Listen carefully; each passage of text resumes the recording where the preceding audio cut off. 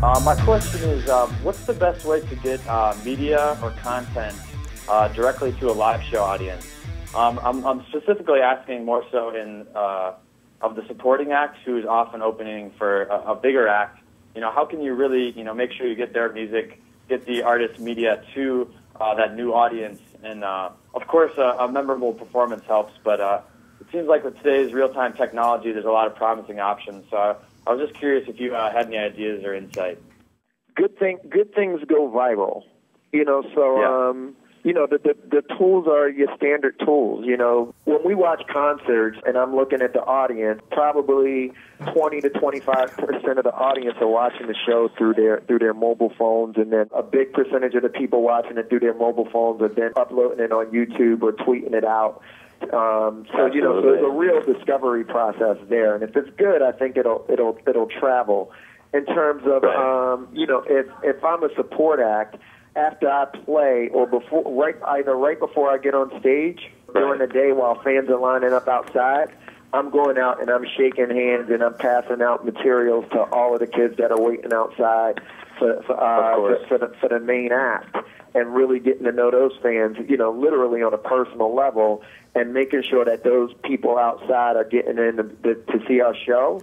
And then after I get off stage and before the main act goes on stage, I'm walking the mezzanine or I'm out at the merch stands educating people on my band. So, not hanging back out in the dressing room or anything like that.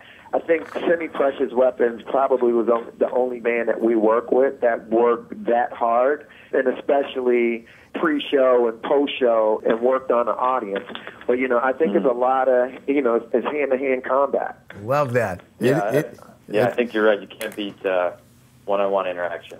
Let me throw a question.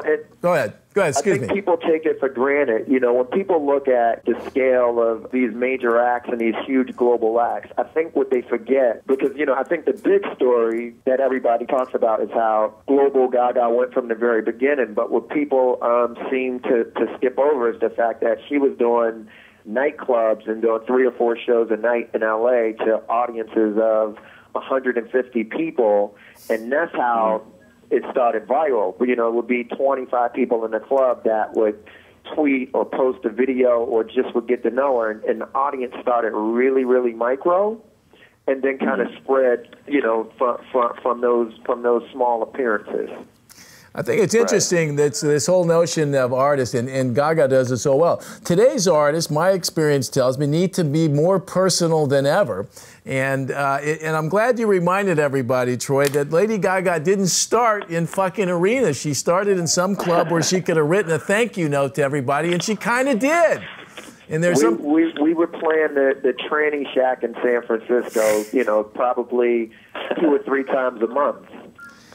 And by the way, I suspect that's where you learn a bit of your chops as a performer. I know that when you're sitting there playing to the bartender and a couple waitresses, it'll get your attention focused, and it helps you when you get in front of a big crowd. As Troy and I were talking, I was so impressed with Gaga's commanding presence of the audience. I mean, she had those folks in her hand and working it, and it takes effort, and it's a conscious effort to go out and do it as opposed to just kind of phoning it in.